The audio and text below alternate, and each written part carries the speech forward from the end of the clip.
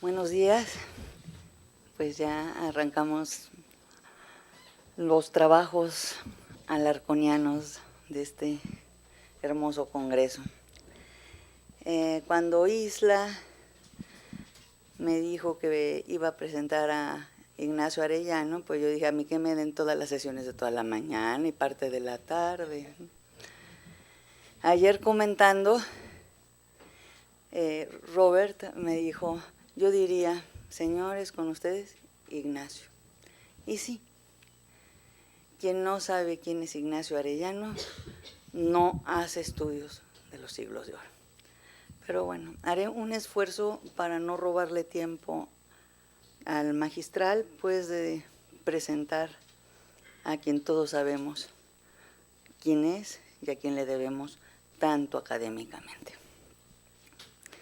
Ignacio Arellano Ayuso, catedrático de la Universidad de Navarra, figura importantísima en los estudios de ese periodo estético que conocemos como los siglos de oro.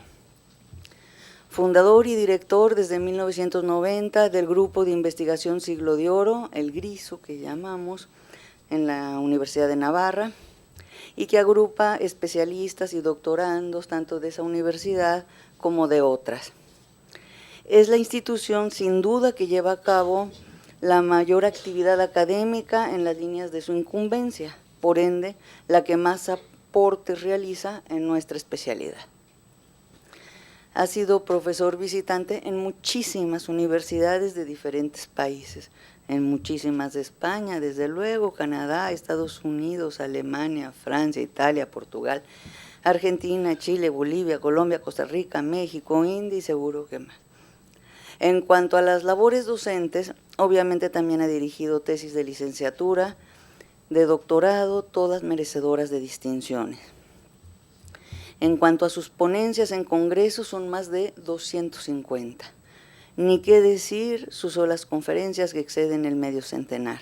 Y son innumerables los temas que ha desarrollado. Dentro, claro está, de las áreas de conocimiento que cultiva y que son muchas. Menciono unas cuantas que para mí han sido muy significativas: crítica textual, Quevedo, su poesía burlesca sobre todo, Tirso de Molina, el tema de lo risible, aunque también lo trágico, Calderón, la sociedad áurea, que agrupa muchos temas y que frecuenta, pues, por ejemplo, los tipos, sus tipos en la sociedad, la autoridad, el poder, la violencia, la emblemática, desde luego, el teatro áureo y los géneros teatrales desde una perspectiva teórica, no solamente los análisis de texto, ¿no? También la historia de la literatura, en fin, estoy traicionando todo lo que ha hecho porque es imposible resumirlo. Entre sus distinciones y nombramientos, que también son distinciones, se hallan pues premio extraordinario en licenciatura, en doctorado, el Rivadeneira de la Real Academia Española, otras distinciones como que ha sido secretario y presidente de la ISO, de la Asociación Internacional Siglo de Oro, que es miembro asociado, por ejemplo, de estudios de teatro español, del de Mira de Amezcua, fue miembro muy importante de la Junta Directiva de Aitenso, que mencionó Isla Campbell, secretario, vicepresidente, ha obtenido innumerables becas y proyectos, pues de donde salen sus importantísimas ediciones, por ejemplo, de los autos sacramentales. No los menciono porque son muchísimos, ya les dije que me ocuparía todo el día. Sabemos bien que es director y creador de revistas académicas y de colecciones de libros y miembro de muchos comités editoriales. Menciono algo. Fue el director de publicaciones de filología hispánica, fundador de RILSE, fue director, secretario, codirector de la colección Ediciones y Estudios de la editorial que conocemos como PPU, la de Promociones y Publicaciones Universitarias, miembro del Consejo de Dirección de Teatro de los Siglos de Oro y Estudios de Literatura de Reichenberger, codirector también de las series de ediciones críticas de Teatro Áureo y Exempla Gráfica de la misma editorial, miembro del Consejo Editorial de la Serie Ibérica, de Peter Lang, fundador del Instituto de Estudios Tirsianos, en colaboración con la Orden de la Merced, la Orden Mercedaria, que también está editando todas las obras tirsianas, asesor del Diccionario Bíblico de las Letras Hispánicas en Silengua, fundador de esta revista tan bonita especializada en Quevedo que es La Perinola, fundador y director de la colección Biblioteca Aurea Hispánica de la Universidad de Navarra junto con la editorial iberoamericana de Ferfuert, fundador y director del Centro de Estudios Indianos y de la Biblioteca Indiana, fundador de una revista tan bonita que es el Anuario Calderoniano, y miembro de consejos editoriales de muchísimas revistas que no voy a decir, pero como 25.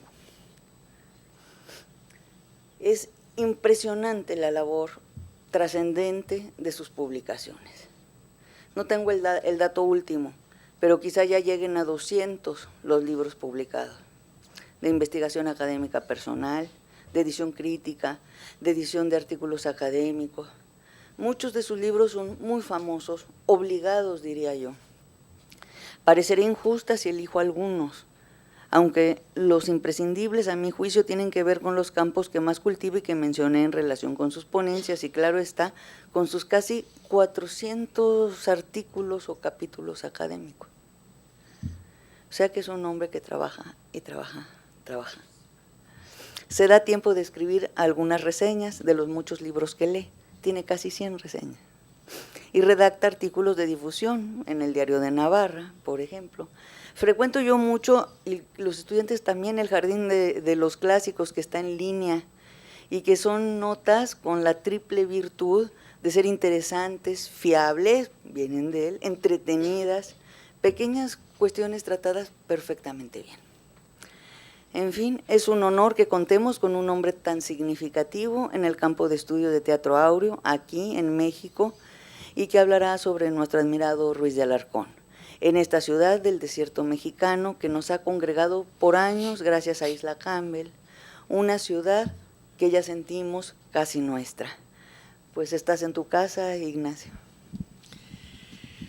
Muchas gracias por la presentación, Lilian, y muchas gracias a la Universidad Autónoma de Ciudad Juárez, al proyecto de Ruiz de Alarcón y a la doctora Isla Campbell por darme la oportunidad de hablar hoy aquí un poco, entre las muchas cosas que se van a oír, sobre Ruiz de Alarcón y sobre un tema que ha concitado el interés de muchos estudiosos y el que yo quiero hacer simplemente una especie de mínimo estado de la cuestión, que es el poder y la autoridad en el teatro de Juan Ruiz de Alarcón. En un trabajo dedicado a examinar 3 facetas del poder en Ruiz de Alarcón, Leonor Fernández escribe: el poder es uno de los temas más importantes del teatro alarconiano. Lo es por su recurrencia y también porque se expone en sus diferentes facetas, la política, la económica, la abusiva, imbricadas unas con otras en tramas interesantes que ponen de relieve el problema del ejercicio de la autoridad como un asunto fundamental. Ciertamente, las manifestaciones del poder y de autoridad son, en Ruiz de Alarcón, muy importantes, y hay que decir que no se ciñen únicamente al ámbito público del poder, que es lo que siempre pues a uno se le ocurre cuando le hablan del poder, la autoridad. Uno piensa pues en los gobiernos, en los poderosos, en los reyes, en los duques de estas comedias. No, en Ruiz de Alarcón estos problemas se extienden a numerosos conflictos y poseen ramificaciones diversas, de las que aquí solamente voy a apuntar algunas cosas. Sería un tema, como digo, que ha interesado mucho a los estudiosos y que quizá mereciera una monografía exhaustiva. Y el primero que aparece cuando uno ojea las comedias de Ruiz de Alarcón, quizá uno de los poderes que asoman reiteradamente con más frecuencia en el teatro de Alarcón, como en otros muchos territorios de la literatura aurisecular, es el poder del dinero. Escudos vencen escudos, diamantes labran diamantes, dice Tristán en La verdad sospechosa, versos repetidos por Turpin en La amistad castigada. A menudo ese motivo del poder del dinero aparece integrado en formas de sátira costumbrista y se coloca en boca de los graciosos o los criados que denuncian a las mujeres pidonas, como las que señala Hernando en Los favores del mundo. En Amaneciendo Dios, ya en Chinela, ya en Chapín, de los nidos salen bandas de busconas a embestir, todas buscando el dinero, no al galán, sabio o gentil. Otras veces se ponderan las dificultades que afrontan los hidalgos pobres, otro personaje típico de la literatura del Siglo de Oro, el hidalgo segundón, que no tiene bienes de fortuna y que acaba en la pobreza extrema, como el famoso escudero del Lazarillo, ¿no?, que inaugura esta serie. Pues estos hidalgos pobres frente a los nuevos ricos, o bien se subraya el poder negociador del dinero, según proclama, por ejemplo, Sancho en El semejante a sí mismo. ¿A quién no dobla un doblón? ¿Qué fuerza hay contra el dinero? Caso particularmente interesante en este corpus alarconiano, que va más allá de las referencias más o menos puntuales que puedan caracterizar la sátira del gracioso, es el de la comedia La industria y la suerte, en la que ya se ha escrito algo sobre ello, y en la que algún crítico ha subrayado la modernidad de esta comedia al exponer una concepción burguesa de la vida y de los valores sociales. En La industria y la suerte hay un antagonista más que protagonista, que es un mercader rico. Está situada la comedia en Sevilla, donde había los nobles y los hidalgos sí que tenían actividades comerciales, a diferencia de otras regiones de España. Claro, Sevilla, con todo el comercio de Indias, pues un movimiento económico muy importante, y muchos nobles se implicaban en actividades económicas. Bien, en La industria y la suerte está situada, como digo, en Sevilla, y tiene un antagonista, más que protagonista, que es el mercader Ernesto, personaje que ha servido, como digo, para que algunos estudiosos hayan creído ver en Alarcón una actitud que suelen llamar burguesa, moderna, ¿no?, en donde no se obsesionan los personajes por los valores de la nobleza, el honor, la hidalguía, la sangre, etcétera, sino por la nueva perspectiva económica en Sevilla. Pero hay que precisar que la valoración de lo mercantil en esta comedia queda desmentida por la acción. Es decir, la acción demuestra la indignidad del mercader Ernesto frente a la nobleza del pobre noble don Juan. Ernesto, que llega incluso a plantearse contratar a un asesino a sueldo para que mate a don Juan, porque él no se atreve a enfrentarse al noble, pues es un personaje que está caracterizado muy negativamente, como ven. Sin más, hay una escena en la que en una fiesta este Ernesto se cae del caballo, que es una situación tópica que aparece con frecuencia en Quevedo, por ejemplo, para burlarse de las pretensiones de nobleza de un personaje plebeyo que, en cuanto se sube al caballo, es derribado por el caballo como signo de su poca nobleza. El gracioso comenta que a este Ernesto no le arma lo caballero. Cuando se cae del caballo dice, no le arma lo caballero. Es un rico presumido de su dinero y del poder que éste le confiere. Toda Sevilla está a sus pies por su dinero, pero al final terminará fracasando. Todo confirma entonces que, frente a los que han querido ver en Ruiz de Alarcón, en esta comedia en particular, una postura novedosa, no expresa positivamente los valores de esa modernidad práctica y burguesa en el marco de esa Sevilla de notable actividad financiera, sino que la comedia pertenece al mismo universo dominado por la cosmovisión nobiliaria que caracteriza a todos los ingenios del Siglo de Oro. El poder y la autoridad también tienen un ámbito de ejercicio no público, sino doméstico, diríamos casero, familiar, y se manifiesta siempre, casi siempre, salvo algún caso muy excepcional, en la confrontación del poder patriarcal que quiere imponer a la mujer un matrimonio no deseado por ella, y se produce ese enfrentamiento entre ese poder y la reivindicación del libre albedrío, de la libertad por parte de las hijas que quieren otro novio que el padre o el actante paterno les ha destinado. En La industria y la suerte, el conflicto entre Blanca y su padre es relativamente leve, porque don Beltrán, el padre, pretende ser no imperioso padre, sino amigable consejero. Un poco hipócritamente, porque los consejos que le da a la hija llevan implícita una fuerte carga de presión. Entonces la hija Blanca manifiesta su intención de obedecer a su padre, pero en una parte matiza: quiero en pensallo bien obedecerte, mas no en hacello. O sea, pensaré lo que me dices, pero no haré lo que quieres, ¿no? Mucho más violenta es en los favores del mundo la oposición de Anarda a los proyectos matrimoniales a que quiere someterle a su tío don Diego. En este caso es el lactante paterno, es un tío, pero es igual, la función es la misma, quien la amenaza, una amenaza muy frecuente en estos casos, con meterla en un convento si ella se opone a su gusto. Y le responde a Anarda: vos no sois más que mi tío, y ni aun mi padre en razón puede forzar mi albedrío. El tío insiste en la perspectiva del absoluto poder patriarcal, dicho sea de paso, un poder que casi nunca triunfa en las comedias cómicas nunca. Pues lo que quiero ha de ser, o morir quien lo estorbare. Ese mismo juego de opresión patriarcal, amenazadora y reivindicación de la libertad para escoger esposo enfrenta en la crueldad por el honor a Bermudo y a su hija Teresa. A las amenazas de muerte, si Teresa no cumple las órdenes del padre, ella responde: mi albedrío no es de mi padre, que es mío, y yo tengo de escoger esposo. Bien, ahí tenemos pues, otro ámbito de poder. Y en el caso de Ruiz de Alarcón hay un ámbito muy interesante, es otro modelo, que es el poder o los poderes de la magia y de esa lucha entre, digamos, el cielo y los poderes diabólicos, ¿no?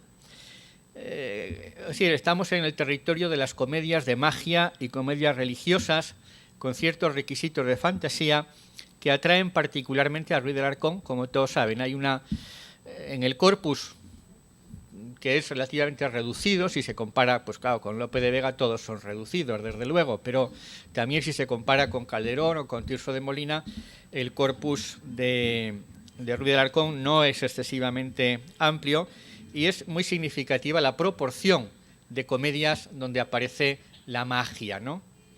Pues bien, uno de los motivos centrales del Anticristo es precisamente la exhibición de su poderío. Constantemente está el Anticristo expresando su poder, las fuerzas que tiene y cómo somete a todo el mundo a su poder. ¿A todo el mundo? No. A todo el mundo no. Sofía, la protagonista del Anticristo, nombre simbólico que hace referencia a la sabiduría, es totalmente impenetrable al poder del Anticristo y del demonio, que es quien está manejando al Anticristo. El acto tercero de la obra, por ejemplo, se inicia con una exhibición visual, una especie de cuadro viviente, ¿no?, donde aparece el Anticristo vestido de rey, recibiendo las llaves doradas de la ciudad de Jerusalén como signo de su poder universal, que el texto confirma en la boca de él mismo, la confirma parcialmente, ¿no? Hay que tener en cuenta siempre que en el teatro, a veces leemos en los estudios o en críticas, ¿no?, de Calderón dice en La vida de sueño, o Ruiz de Alarcón dice en La cueva de Salamanca. Calderón no dice nada en La vida de sueño y Ruiz de Alarcón no dice nada en ninguna de sus comedias, porque quienes hablan son los personajes. Y los personajes tienen su propia perspectiva. Así que este Anticristo se vanagloria de su poder universal, ya que el mar, la tierra y viento me obedecen, y a los reyes del universo mis leyes son preciso mandamiento, vuele mi soberbia al cielo, etc. Por cierto, tenía que volar el Anticristo en esta comedia, y como saben, el actor no se atrevió y no voló, y tuvo que volar Sofía, que no tenía que volar, pero el público había pagado y quería ver volar a alguien, y volaron. Lo cual provocó distintas poesías de Góngora y otros burlándose de este episodio, ¿no? Bueno, este poder del Anticristo es ilusión, es falso. Sofía resiste, claro, con el libre albedrío, todos los intentos del anticristo, sustentada en su fe católica y en su libre albedrío, como digo. No tiene el infierno fuerzas contra Dios eterno. Es un poco la conclusión que los espectadores de esta comedia hubieran podido comprender si la comedia se hubiese representado en el estreno, que como saben tampoco pudo ser porque alguien, secuaces de Lope, quién sabe, enterró unas bombas fétidas en el teatro y tuvieron que desalojar porque la gente se ahogaba con el hedor. Yo no sé exactamente qué material podía ser tan poderoso que en el hedor natural de un corral del siglo de oro todavía fuese, ¿no?, más importante. Propiamente comedia de magia, no teológica, religiosa como el Anticristo, es La prueba de las promesas, muy conocida, reelabora el cuento de Don Illán de Toledo, el conde Lucanor. En lo que respecta al asunto del poder, destaca en esta comedia, como en otras, de nuevo la presencia del libre albedrío, superior a cualquier poder mágico o demoníaco. En la magia y potestad de obligar la voluntad y hacer favor el desdén, no. Esa es la conclusión un poco de los poderes de los magos. Otra comedia que tiene una parte de elementos mágicos y en la que el tema del poder ya empieza a pertenecer al territorio de lo político y público es La manganilla de Melilla. En La manganilla de Melilla los motivos relativos al poder afectan sobre todo al tratamiento del personaje tiránico Hazén, dominado por la pasión que siente hacia Halima e incapaz de controlar sus iras celosas. Este esquema es el que vamos a encontrar prácticamente en casi todos los casos de abuso de un poderoso en el teatro de Ruiz de Alarcón. Es decir, el poderoso que tendría que estar obligado al bien público, pero que se deja arrastrar por las pasiones particulares y queda ciego para cualquier otra consideración. En La manganilla de Melilla, Hazén se entrega a esa pasión que siente hacia Halima, que le lleva a una serie de abusos, mientras que enfrente de ese personaje tenemos al caudillo cristiano Pedro Vanegas, que ejemplifica el vencimiento de sí mismo, aspecto que en la época era fundamental para el buen gobernante. Hazén excusará su comportamiento por la omnipotencia del amor. Ese es otro de los poderosos de las comedias, el amor, ¿no? Y dirá, por ejemplo, no hay razón, no hay fortaleza, resistencia ni valor contra el imperio de amor y el poder de la belleza. Esto, que podía ser razonable en un galán de comedia, es completamente inaceptable en un personaje, en un príncipe, en un gobernante, en un político. El príncipe no puede entregarse a sus afectos sino al bien común.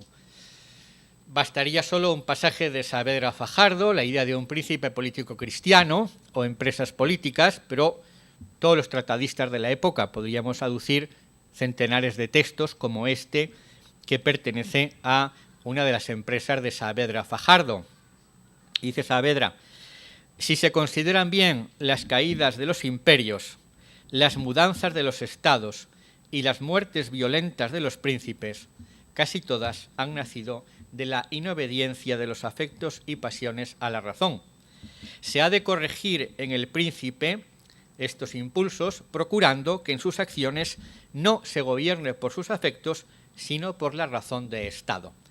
Una razón de Estado cristiana que no es la razón de Estado de Maquiavelo, aunque sí es la razón de Estado de Maquiavelo en el fondo, pero bueno, esto nos llevaría a otros territorios. En efecto, como declara Hamet, a propósito de las nefastas consecuencias del desequilibrio de Hazén, si está enferma la cabeza, el cuerpo todo padece. La cabeza es el gobernante, el cuerpo es el sujeto, la nación, el pueblo.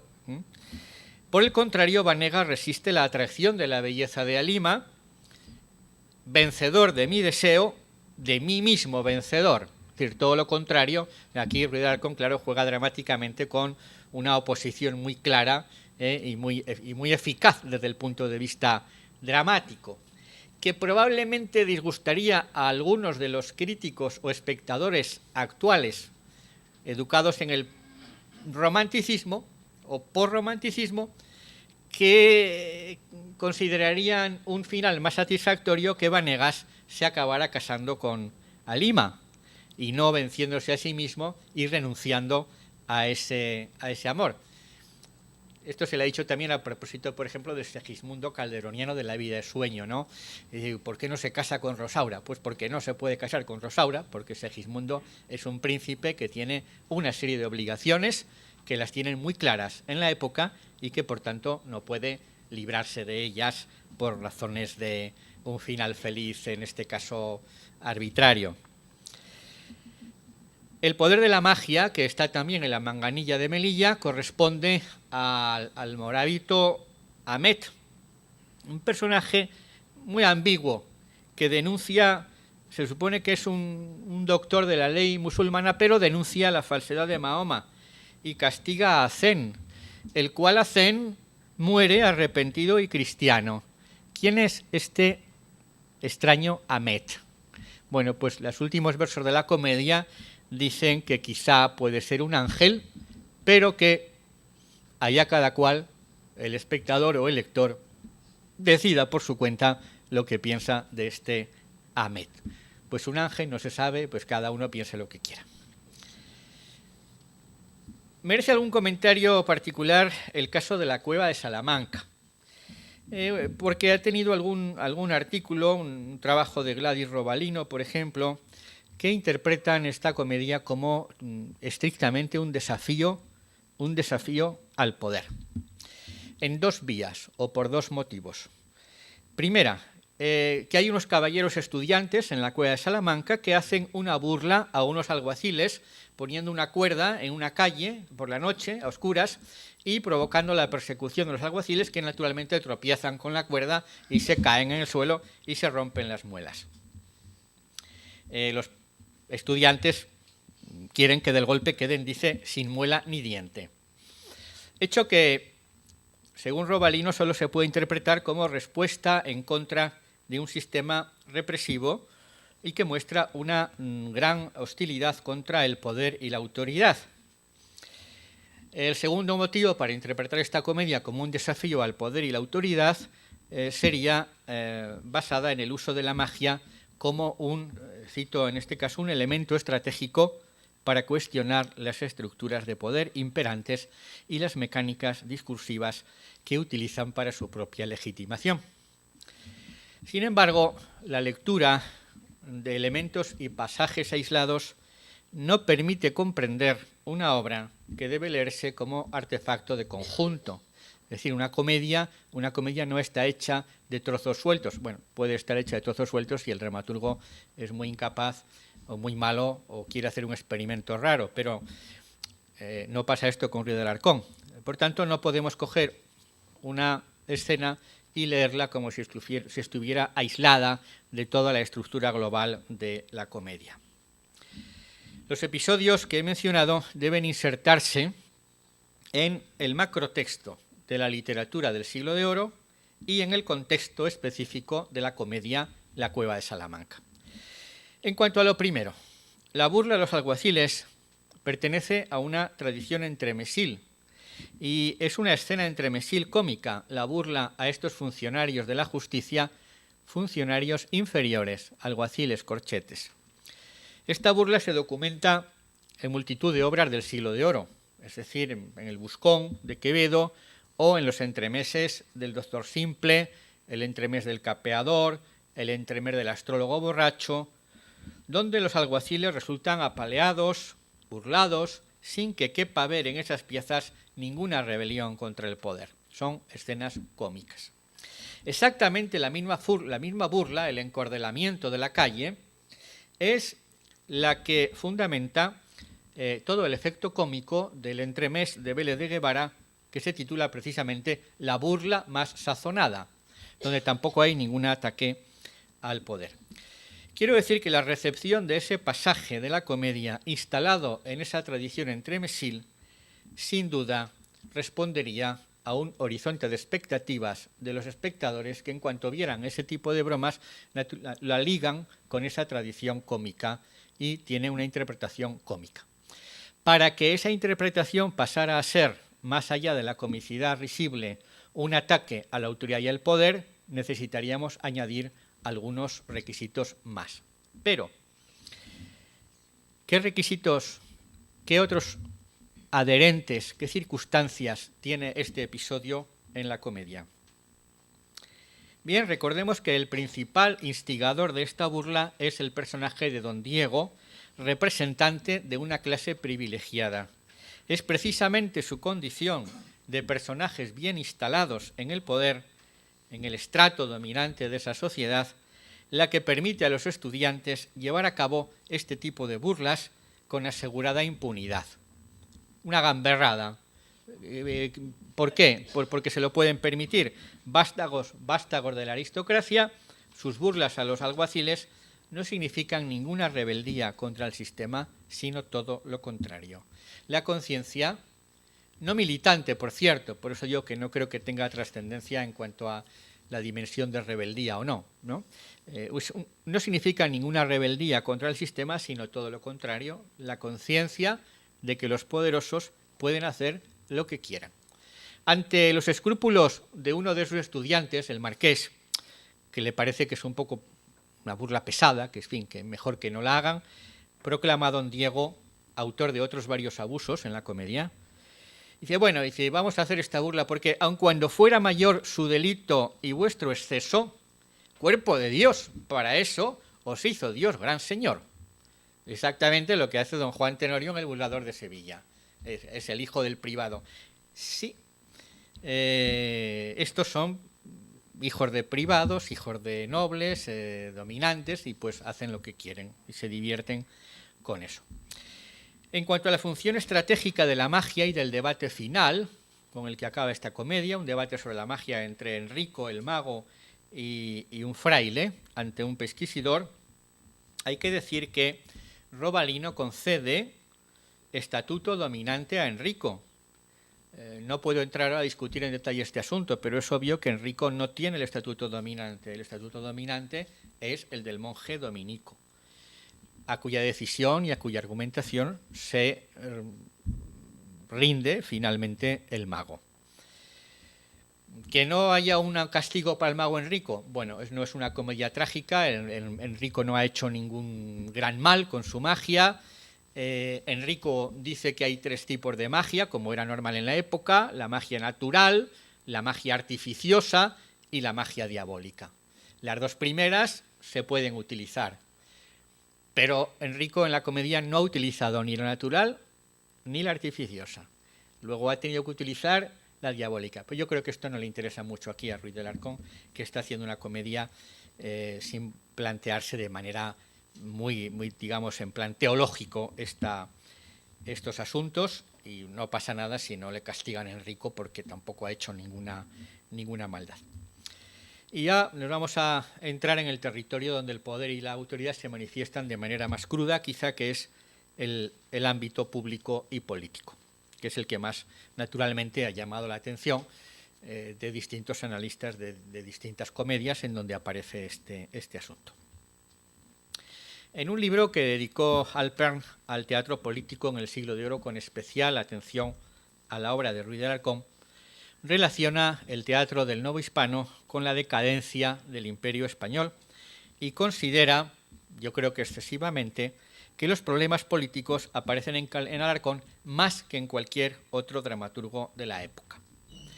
Lola Josa, a mi juicio también con exceso, analiza toda la obra de Alarcón desde la perspectiva única, unilateral casi, del reformismo que pretende Olivares. Más proporcionadamente, Isla Campbell estudia las propuestas políticas y sociales de Alarcón en el marco de tratadistas áureos como Mateo Lisón y otros. En cualquier caso, es evidente la preocupación que este ámbito del poder provoca en Ruiz de Alarcón, empezando por el tema central de los abusos, en varias modalidades. Este tema de los abusos asoma incluso en comedias de enredo, como Quién engaña más a quién y El desdichado en fingir, que son 2 variaciones de una misma trama, donde los galanes de menor calidad social temen la rivalidad abusiva de los poderosos que pretenden la misma dama, el duque de Milán y el príncipe de Bohemia respectivamente. En estos casos el final feliz, correspondiente al género, hace que los dos se venzan a sí mismos, después de haber manifestado impulsos ilegítimos. Pero tonos más graves alcanzan los abusos de poder y las traiciones políticas, por ejemplo, en El tejedor de Segovia, comedia en la que el conde Don Juan es una figura de poderoso impulsado por la pasión, por la soberbia y enfrentado al protagonista, quien reclama al conde por sus abusos. Y solamente pudiera lo que aquí habéis intentado, tan contra razón y ley, quien fuera un tirano rey y muy gran desvergonzado. Los abusos del conde se amparan otra vez en la calidad de hijo del privado. De su padre la privanza da tanta soberbia al conde. Y cierta incoherencia, que reaparecerá en algunas otras piezas del Alarcón, se produce en la figura del marqués, padre del conde. En cierto momento este marqués endereza a su hijo razonables consejos que fundamentan la nobleza en el obrar bien y en la justicia. Los señores son jueces y los jueces nacieron para deshacer agravios, le dice el padre al hijo que está buscando agraviar ilegítimamente a súbditos. Pero él mismo, este padre tan razonable, es el responsable de las traiciones que llevaron al padre del tejedor de Segovia, don Fernando, al cadalso, provocando la destrucción de la familia y el honor del protagonista, lanzado finalmente a la rebelión y al bandidaje a causa de la injusta tiranía del padre que da consejos tan buenos al hijo. La violencia de algunas escenas y la violencia de la reivindicación justiciera del fingido tejedor, convertido en bandolero, provocaron que en 1794, tiempo más tarde de la escritura de la comedia, el juez del Teatro de Comedias de México pidiera al virrey conde de Revillagigedo la prohibición de esta obra, capaz de infundir en el público ideas ajenas al buen orden. Casi siempre estos abusos proceden, como he dicho, del descontrol pasional, la entrega al apetito, la ceguera de la razón, que se oponen a la virtud esencial en un gobernante del autocontrol, del vencerse a sí mismo. Algunos de estos poderosos alarconianos optan por el autodominio. Otros, como el conde del tejedor de Segovia, reciben castigo por no haber conseguido ese autodominio. Quizá, en este sentido, una de las comedias más significativas y que merece unas pocas palabras sea La amistad castigada.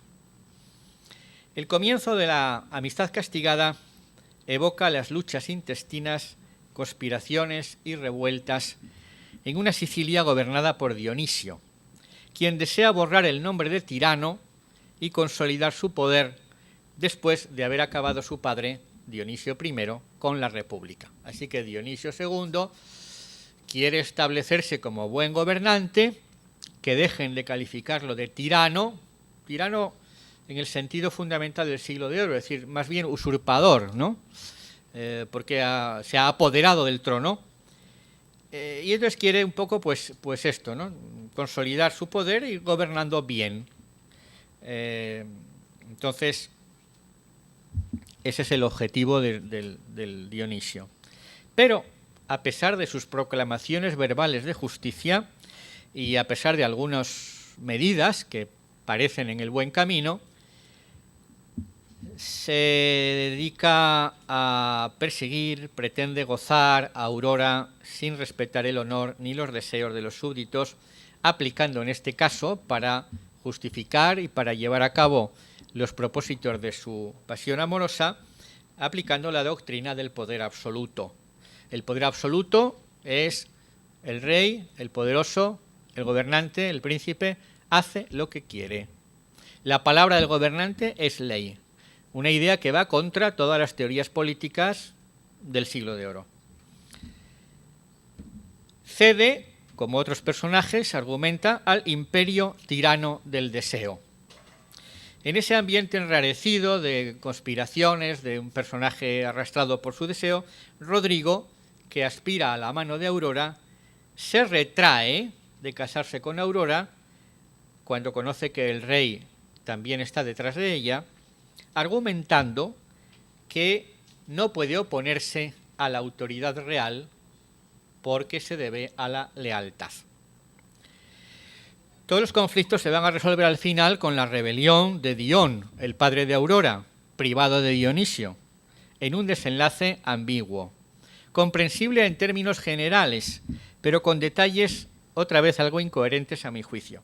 Pues Dión, contradiciendo una serie de argumentos anteriores, absolutistas, en los que defendía que el rey hace lo que quiere, pues no le gusta que uno de los deseos del rey sea gozar a la hija de Dión, y entonces destrona a Dionisio por mal rey y por ingrato, porque el trono de Dionisio I se lo debió también a la ayuda y al apoyo de Dión. Y termina con esta conclusión, la comedia, esa parte del destronamiento de Dionisio. Lleve la pena de ingrato Dionisio, de la corona pierda los hermosos rayos, deponga el cetro real, renuncie el reino, si acaso no quiere más morir rey que tener vida privado. Como coda, como epílogo, se atan algunos cabos complementarios. Dión, por ejemplo, ya coronado como rey, ha destronado a Dionisio, premia a Rodrigo por haber sido fiel al monarca, aunque fuera un monarca injusto, mientras que destierra a Filipo por vasallo alevoso que ha quebrantado el fuero santo de lealtad al oponerse a Dionisio. Bueno, es verdad que Filipo se opone a Dionisio no por razón del bien común ni nada, sino porque también se ha enamorado de Aurora, en fin, es igual. Pero lo interesante es que Dión se ha rebelado contra un rey injusto, desde luego, y si considera que en él la rebeldía es legítima, ¿por qué le va a exigir a Filipo lealtad con un tirano? Lealtad que el mismo Dión no se siente obligado a respetar. Es decir, aquí hay una lucha entre la tendencia a la lealtad hacia el rey como valor supremo y qué pasa cuando el rey, como en este caso, es un rey injusto, un rey violento, un rey que no merece reinar. ¿Qué hace entonces el súbdito? Este desenlace de la amistad castigada no ajusta con claridad la doctrina política que la sustenta. Parece que la calidad de tirano, usurpador de Dionisio legitimaría la actitud de Dión. Es decir, lealtad a ultranza, pero Dionisio es un usurpador, no es del todo un rey legítimo. Pero esto como si el Ruy de Alarcón pusiera ahí una especie de justificación, ¿no? Solo el comportamiento injusto de un rey no justifica la rebelión. Tiene que además tener algo más, en este caso que es un usurpador. Por tanto, si ya no es un rey del todo, pues se puede uno rebelar. Pero es que este Dión rebelde fue el causante de que existiera esa familia tiránica de los Dionisios, de modo que tampoco está muy justificado. Exagera en este punto Lola Josa cuando señala que el interés que suscita el padre Mariana en las obras de Alarcón, dice, es por la fidelidad con que el dramaturgo sigue los preceptos y ejemplos de tiranos y tiranicidios que el jesuita ofrece en su tratado del rey y de la institución real. Bueno, no hay tiranicidios en el teatro de Ruy de Alarcón. La postura de los personajes de Ruy de Alarcón, salvo casos muy excepcionales como este de Dión, es más bien un respeto extremo a la institución real y a la lealtad que debe el súbdito. Respeto que no está, por ejemplo, en Calderón. Calderón presenta tiranicidios y no narrados, sino en escena. En la Gran Zenobia, el tirano Aureliano es muerto a puñaladas por Decio en la escena, cosa que es bastante fuerte en época. Es decir, mientras que Alarcón no hay tiranicidios. Aquí la actitud de Mariana, que es muy radical, no es exactamente la que mantiene el dramaturgo. Un tema clave en este territorio es precisamente, claro, el poder y la privanza. La privanza, el fenómeno de la privanza, que es un tema que preocupa extraordinariamente en todo el siglo XVII, además con las figuras tan importantes de privados que hay, ¿no? Desde Lerma y toda la corrupción de la época de Lerma, el cambio de régimen con Felipe IV, las investigaciones que se hacen contra Lerma y sus protegidos, como el marqués de Siete Iglesias, don Rodrigo Calderón, condenado a muerte, ajusticiado públicamente, etcétera. Toda esta preocupación por los privados, Olivares, con toda la importancia de la figura de Olivares, la caída de Lerma, la caída de Rodrigo Calderón, todo este tema de la privanza y la caída de privados pues está muy de moda, diríamos, y es muy importante y aparece muy a menudo en Ruiz del Arcón. En su edición de Los Favores del Mundo, Isla Campbell menciona 7 comedias de privanza que suponen casi una tercera parte del teatro de Ruiz del Arcón. Es decir, es una proporción muy grande de comedias que se plantean de alguna manera ya bastante notable el tema de la privanza. Y aquí se plantean con la mayor nitidez los conflictos entre el poder, la lealtad, el honor, la pasión, la amistad, la justicia, el deber, y se exploran modelos de reyes, modelos de privados, de ministros y de vasallos. Los pechos privilegiados, una de las obras más famosas de Ruiz del Arcón, es central en esta problemática. Hasta el final de la comedia, el rey de León se configura como un mal monarca, abusivo, ingrato e injusto, que no vacila en deshonrar a sus vasallos más fieles, pretendiendo gozar a Elvira, futura cuñada del protagonista Rodrigo de Villagómez. La excusa del rey es la habitual, el omnímodo poder del amor, excusa que ya hemos visto no es legítima para un gobernante. Dice el rey: ni tiene ley el gusto, ni razón el ciego Dios. Ciego estoy, no me aconsejéis, Rodrigo. Itinerario de un monarca lleno de engaños, de injusticias, a pesar de lo cual los vasallos están obligados a la lealtad. Rodrigo de Villagómez expone en reiterados parlamentos esta doctrina. El privado tiene que dar buen consejo al rey, aunque le cueste la privanza, no adular los apetitos del rey, debe regirse por el honor, la lealtad y el autodominio. Otra vez, es la más alta victoria vencer la propia pasión. Esto que afecta al privado, sin embargo, no afecta al rey, en este caso, que no tiene ningún autodominio, no vence la propia pasión y se comporta de una manera ilegítima. Así que Rodrigo renuncia a la privanza ante ese rey injusto, pero no se libra de la obligación de la lealtad. En las escenas finales, sorprendido el rey don Alonso en el intento de secuestro de Elvira, se le enfrentan el rey de Navarra y el conde Melendo. Y Rodrigo entonces defiende a su rey, con la ayuda de la antigua aya, de la Jimena pero en virtud de la doctrina de la lealtad. No hay ofensas, no hay amistades ni amores que en tocando la lealtad no olviden los pechos nobles.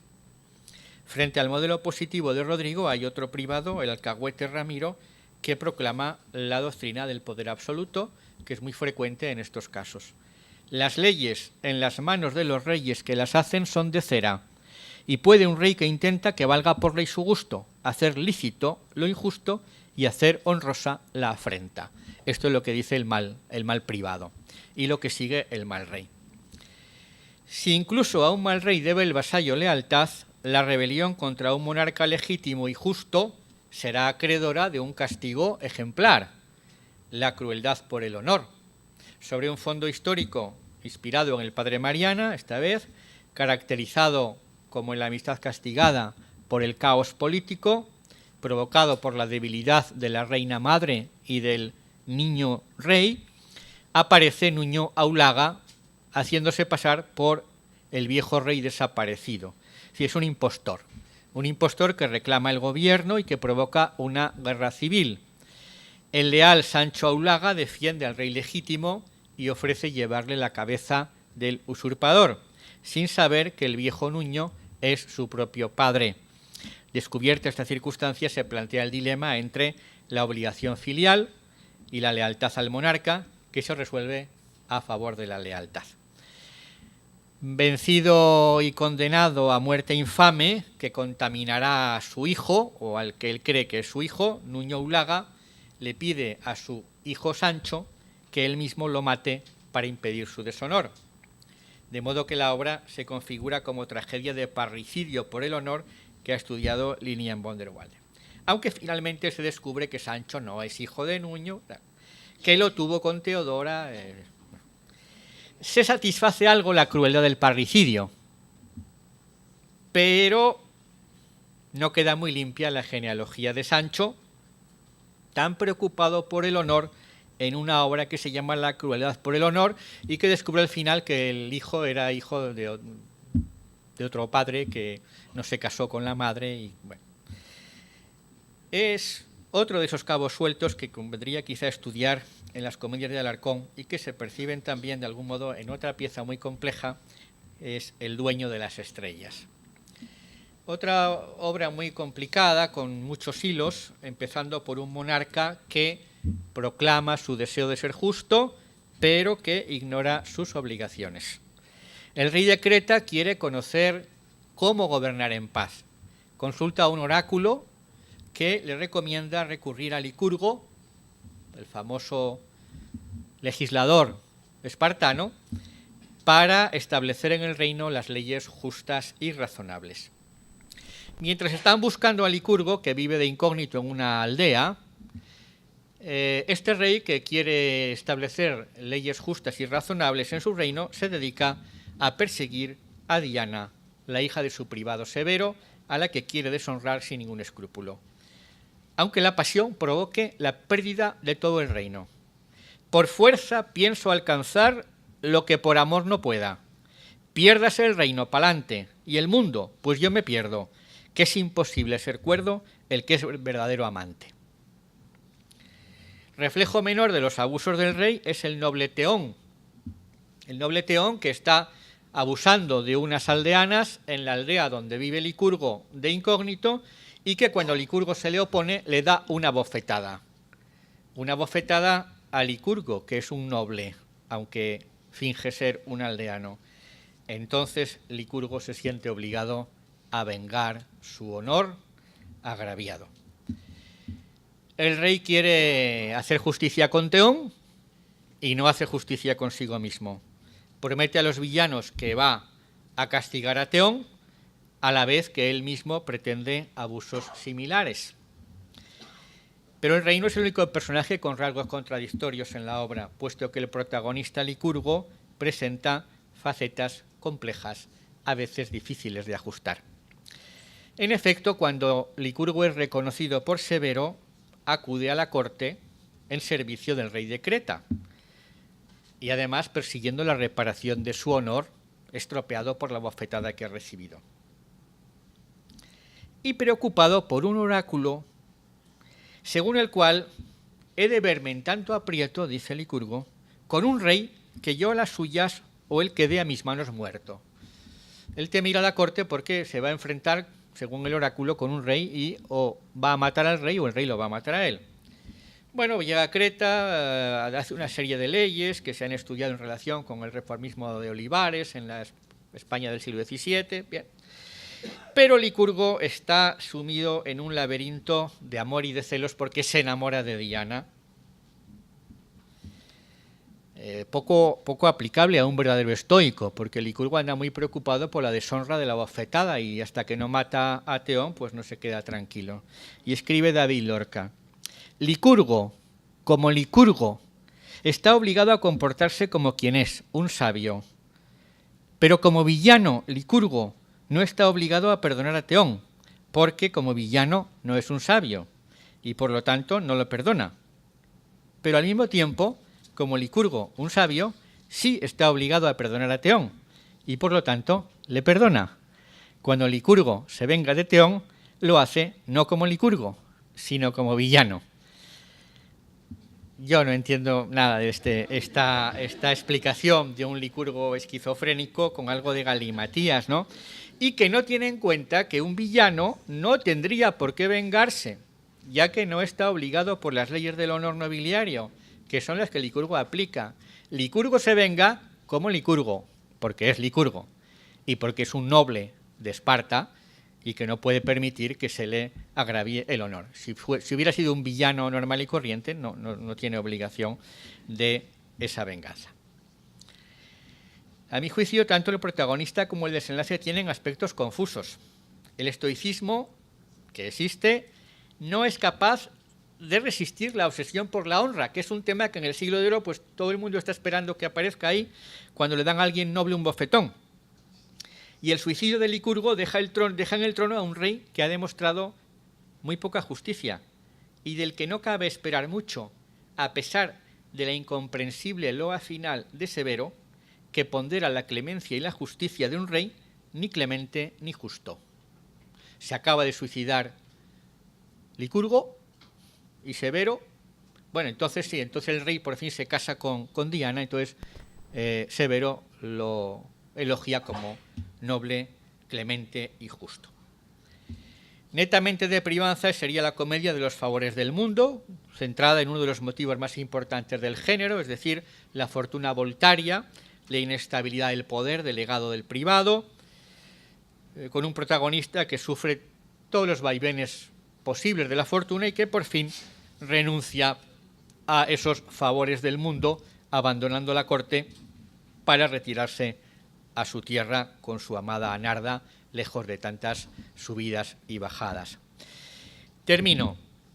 A partir de una cita que se ha hecho tópica de Juan Pérez de Montalbán, quien en su Para Todos hablaba de la extrañeza de las comedias alarconianas, a veces se ha insistido en presentar esa extrañeza como una seña de identidad mexicana, como manifestación de distintos modos de otredad, la otredad del jorobado frente a los que eran no jorobados, pero bueno, en la época Quevedo, que era uno de los que más se burló de Ruiz de Alarcón, no era jorobado, pero era cojo, era corto de vista y se burlan de él. Y Góngora era calvo y se burlan de él.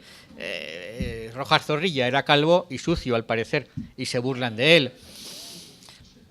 No sé hasta qué punto Ruiz de Alarcón se sentiría una entidad otra frente a los otros en ese sentido. Yo creo que lo que resulta claro en la actitud frente a la autoridad y el poder es que algunos elementos transgresivos y el potencial subversivo aducidos por algunos estudiosos no son exclusivos de Alarcón ni alcanzan en su teatro especial agresividad. La reiteración en cerrar algunas comedias de rey abusivo con loas a la justicia y a la clemencia real, como la que acabo de citar, la evitación de tiranicidios, pese a lo que diga Lola Josa, la exigencia de lealtad hasta con los monarcas peores, es más bien muestra de una asunción general del sistema, cuyas fallas y defectos denuncia, cierto, como lo hacen otros muchos ingenios auriseculares. La idea que tenía Maraval del teatro del siglo de oro como una máquina de propaganda monolítica y global no funciona. Es claro que estos dramaturgos apoyan lo que podemos llamar el sistema, pero no de una manera incondicional. Lo que sí puede caracterizar el teatro de Alarcón es su dimensión moral, que explica la ausencia en su corpus de comedias estrictas de capa y espada, género eminentemente lúdico. Sí, la modalidad de comedia de enredo de Alarcón más bien se acerca al territorio palatino, aunque algunas pues son un poco difíciles de precisar en ello.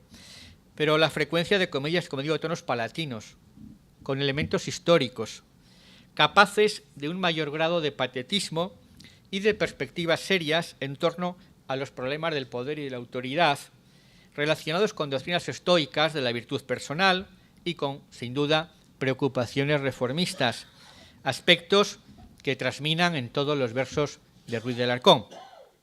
En cualquier caso, una revisión sistemática del tratamiento de la autoridad, del poder, de sus problemas en el teatro alarconiano, que aquí solo se ha apuntado, podría iluminar muchos rasgos de sus comedias y corregir algunas aproximaciones poco satisfactorias. La nueva edición de las obras completas en el proyecto de la Universidad Autónoma de Ciudad Juárez que dirige Isla Campbell, estoy seguro que podrá contribuir, sin duda, a transitar ese camino. Muchas gracias por su atención.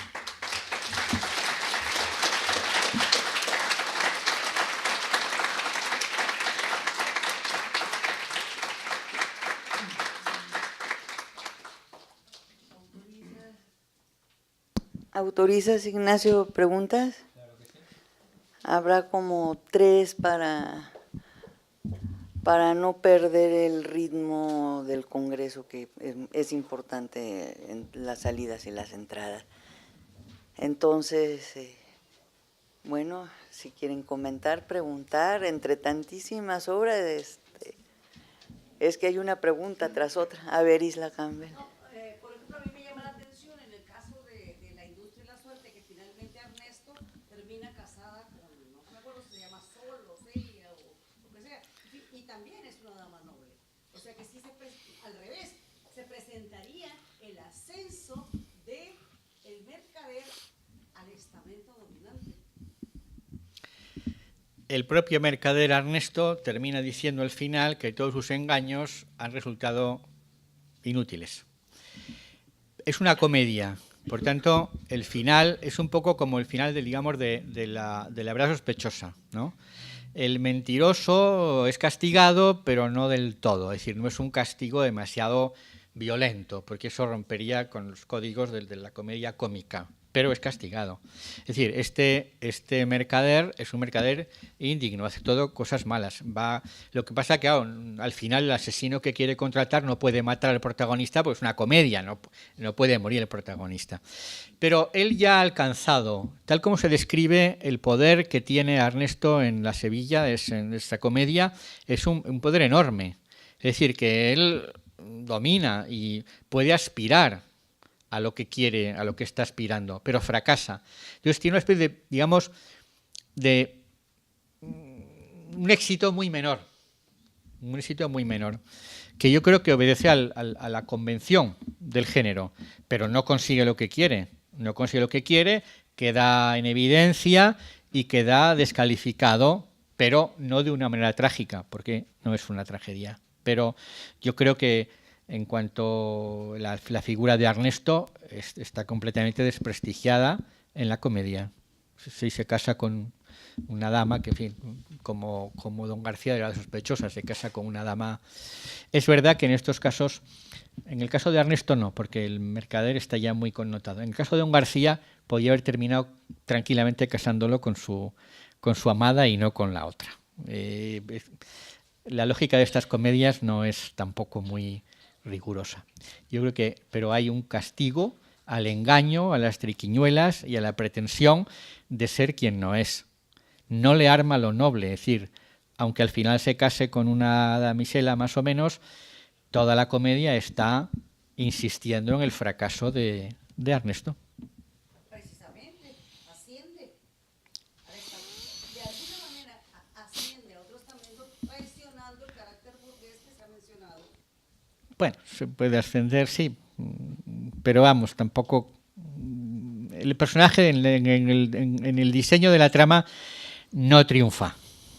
Es decir, que además, desde su propia perspectiva, si uno quiere subir a un nivel 5 y se queda en el 2 y estaba en el 1, ha ascendido, pero desde luego ha fracasado.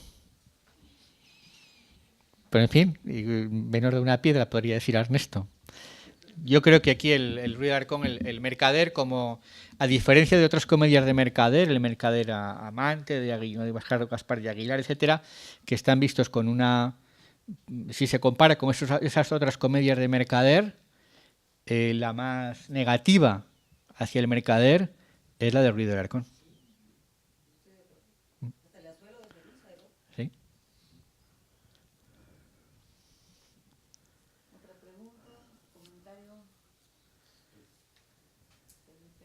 Pues Isla ya hizo 3.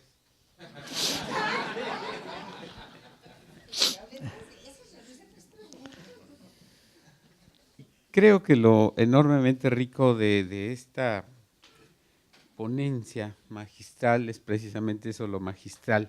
Visualizar a Alarcón como un todo es un acierto interesante. No es la primera visualización general de Alarcón, pero sí nos plantea esta originalidad desde el poder y la autoridad, como la visualización que puede ser el catalizador de la nomenclatura o el catalizador temático o el catalizador de esta obra que es universal. Y yo sí pienso que sigue siendo una mirada de un indiano, de un jorobado, de un otro, que es la diferencia de Alarcón. Todos, algunos hijos de Salamanca, otros hijos de Alcalá de Henares, y ni siquiera le dejaron terminar allá, tuvo que regresar acá a terminar. Entonces creo que esa otredad es una característica sigo quizá necio en la ortodoxia de la clasificación de nuestro tasqueño chilango, porque evidentemente es el único que tiene esa particularidad. No lo abordas, lo evades, pero yo quisiera que no lo evadieras. Bien, no lo creo. No creo que se sintiera como otredad, porque si tomamos ese punto de vista y lo aplicamos a otros colegas suyos de la época, encontramos que en todos puede haber una otredad. Por ejemplo, Lope de Vega, que es el principal dramaturgo, el más, ¿no? el que hasta le hacen un Padre Nuestro, ¿no? Creo en Lope de Vega, poeta del cielo y la tierra, etcétera. ¿Qué le pasa a Lope de Vega frente a los de la corte? Es un otro en este caso por plebeyo. Pretende ser cronista, nunca le dejan, pretende entrar en la corte, no le dejan, pretende ser criado de nómina del duque de Sesa, ni siquiera eso le admiten, y desde ese punto de vista, digamos, Lope de Vega, otro como plebeyo. Quevedo. Góngora, Robert Sams lo ha interpretado, yo creo que a veces con exceso también, como un otro frente a los de la corte, que se tiene que acabar retirando a Córdoba. No le admiten, no consigue el medro, no consigue instalarse. ¿Otro qué? Otro, pues a Córdoba, a retirarse.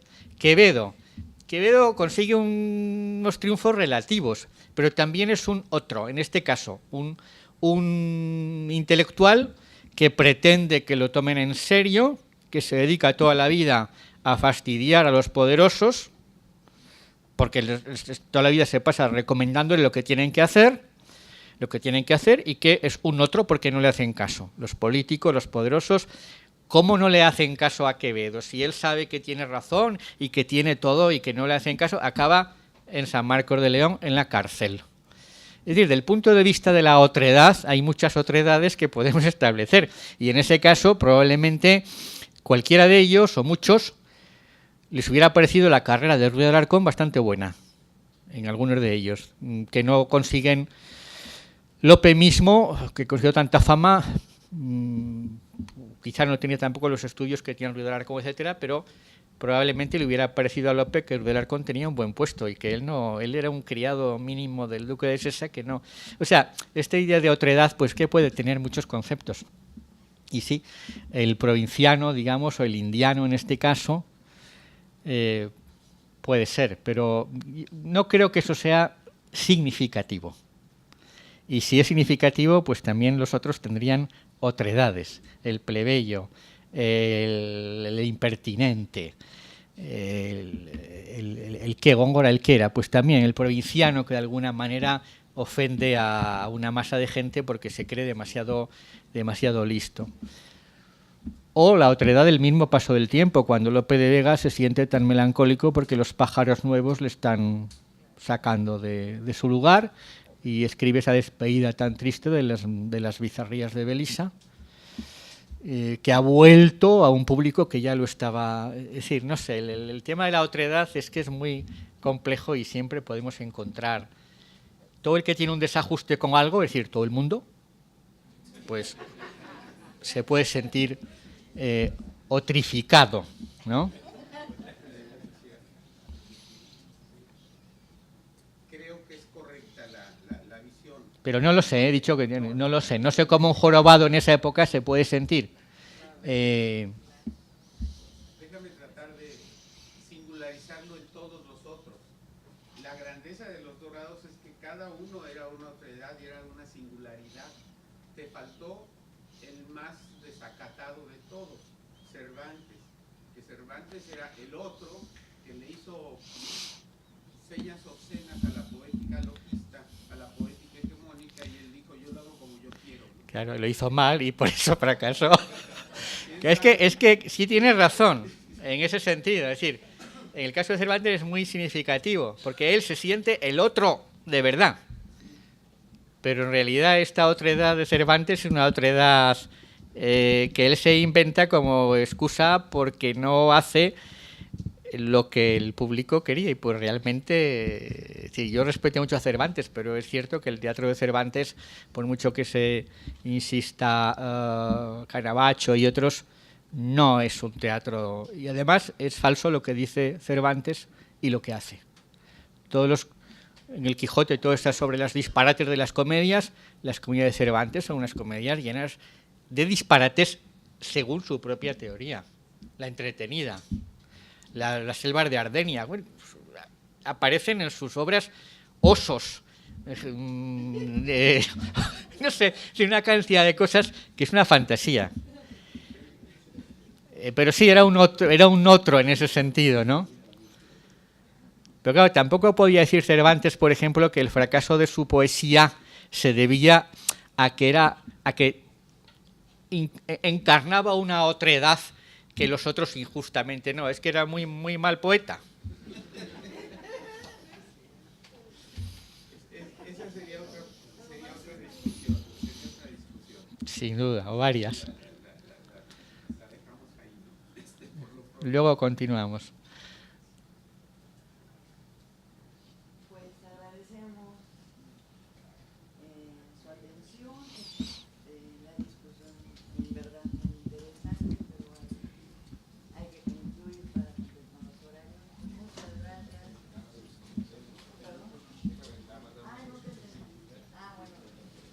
Y además estaba hablando sin micrófono yo. Bien, muchísimas gracias al doctor Ignacio Arellano. Quiero comentarles que, como ven, tenemos la transmisión en vivo del evento mediante una liga de YouTube, entonces está prácticamente transmitiéndose al mundo lo que está haciendo ahorita en el Congreso. Bueno, son mis 5 minutos de fama, así es que me quedan todavía otros 2. Bien, quería agradecer especialmente al doctor Arellano y entregarle esta constancia a nombre de los programas de literatura por su conferencia magistral Imágenes de Autoridad y Poder en Juan Ruiz de Alarcón, y le vamos a entregar un obsequio en nombre de la universidad con todo cariño. Esta es una rosa, perdón. Es una vasija de paquimé muy característica del norte de México. También hay una rosa del desierto y ya entrados un pequeño sotol para que amarre. Muchas gracias.